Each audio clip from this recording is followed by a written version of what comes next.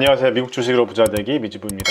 자, 우리 미주부 시청자분들은 다 미국 주식을 하시는 분일 거라고 생각을 하는데요. 우리가 12월이 지나기 전에 반드시 꼭 체크해야 할 이 절세 팁이 있습니다. 바로 내가 내야 할 미국 주식 양도세가 얼마인지를 미리 확인을 해봐야 되는데요. 이걸 왜 12월이 가기 전에 미리 확인을 해봐야 되냐면, 만약에 양도 차익이 너무 커서 양도세를 많이 내야 될 경우에 여러분들이 이 양도세를 줄일 수 있는 절세 팁이 있는데도 불구하고 이 팁을 몰라서 세금을 내야 하는 경우가 발생할 수도 있기 때문입니다. 우리 미주부 구독자분들은 이 미국 주식 양도세에 대해서 모두 잘 아실 거라고 생각하지만, 혹시라도 모르시는 분들을 위해서 제가 빠르게 한번 설명을 해드리면요. 미국 주식 같은 경우는 양도세가 22%가 있죠. 22%는 뭐에 대한 22%냐면 양도 차익에 대한 22%입니다. 예를 들어서 내가 1,000만 원을 투자했는데 1,000만 원을 투자한 개별 종목이 3,000만 원이 돼서 2,000만 원의 양도 차익이 생겼다면 2,000만 원의 22%가 양도세라는 거죠. 근데 이 매매 차익에서 250만 원까지는 비과세가 되고, 이 250만 원을 제한 나머지 금액에 대해서 22%의 양도세가 나온다는 겁니다. 참고로 국내 주식 같은 경우는 현재는 양도세가 없는데요. 2023년부터는 양도세가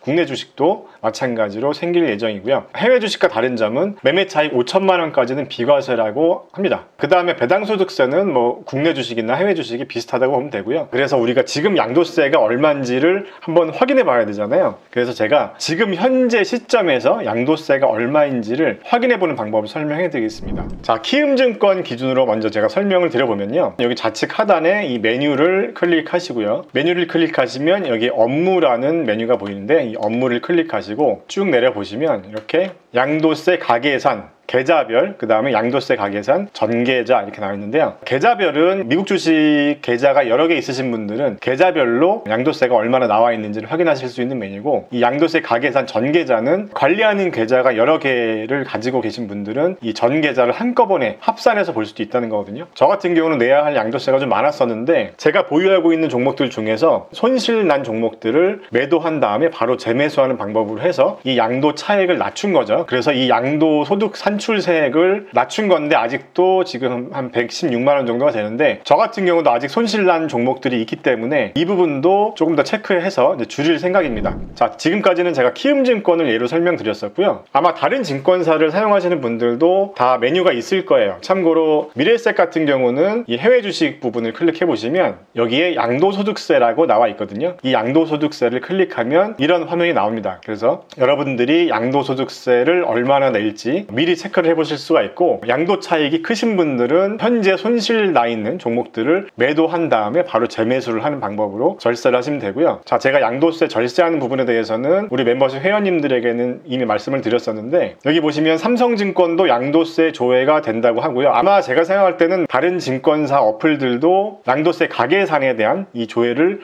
해볼 수 있는 메뉴가 있을 거예요. 그래서 지금 제가 설명드렸던 키움증권이나 미래에셋 외에 다른 증권사를 사용하시는 분들은 확인을 꼭 한번 해봐 주시고요. 자, 그런데 이런 경우가 있을 수 있잖아요. 미국 주식으로 수익 실현을 하셨는데 양도 차익 금액이 너무 큰 경우 있죠. 그러니까 지금 손실 난 종목을 모두 매도했다가 재매수를 해도 너무 돈을 많이 버셔서 이 양도 차익이 너무 큰 분들 있잖아요. 예를 들어서 제가 이렇게 표를 준비했는데 취득가액이 1억 원이고 양도가액이 2억 원이어서 양도 차익이 1억 원이 났다. 근데 지금 내가 보유하고 있는 종목이 손실난 종목들이 만약에 1,000만 원밖에 없어서 그 종목들을 모두 매도했다가 재매수를 해도 이 양도 차익이 9천만 원이나 되니까 부담해야 될 세금이 너무 크잖아요. 자, 이런 경우는 어떻게 해야 되냐? 제가 지난 영상에서도 한번 세무사님을 모셔서 설명해 드렸었는데, 배우자에게 증여를 하면 됩니다. 자, 예를 들어서 테슬라 주식이라고 가정하면요. 테슬라 주식을 1억 원어치를 사서 테슬라 주식이 많이 올라서 2억 원이 됐다고 가정하면, 지금 이제 테슬라 주식을 팔았을 때 양도세를 이만큼 내야 되는 건데, 지금 상태에서 배우자에게 증여를 하게 되면 배우자 입장에서는 이 취득가액 자체가 지금 현재 주식이 2억짜리니까 지금 이렇게 2억 원인 거잖아요. 그래서 바로 양도를 해도 2억 원에 사서 2억 원에 양도를 한 거기 때문에 양도세가 없다는 거죠. 자, 여기서 배우자에게 증여하는 그 한도액도 정해져 있는데요. 배우자 간에는 6억 원까지가 증여세가 면제된다고 합니다. 아마 기간은 10년이라고 알고 있고요. 자, 근데 여기서 주의해야 될 부분이 2023년부터는 법이 바뀐다고 합니다. 배우자에게 증여하고 1년 이내에 되파는 경우는 이 증여한 사람의 취득가액이 적용된다고 합니다. 그러니까 이 가격이 적용된다는 거죠. 그러니까 2023년 전까지는 절세를 할 수 있다는 거니까요. 그 부분 참고해 주시고요. 자, 그리고 제가 이 양도세 영상에서 배우자가 없는 사람은 어떻게 하나요? 이런 댓글들이 굉장히 많았습니다. 자, 배우자가 없는 사람은 어떻게 해야 될까요? 이런 경우는요, 자녀가 있으신 분들은 자녀에게 증여를 해도 되고 부모님에게 또 증여를 해도 됩니다. 자, 만약에 부모님에게 증여를 할 경우에는 배우자와는 좀 다릅니다. 금액이 굉장히 작은데요, 5천만 원까지가 비과세라고 하고요. 그 다음에 자녀에게 증여를 하는 경우는, 성년 자녀 같은 경우는 부모와 마찬가지로 5천만 원까지 비과세고, 미성년자 자녀 같은 경우는 2천만 원까지 비과세라고 합니다. 그래서 여러분들이 만약에 양도 차익이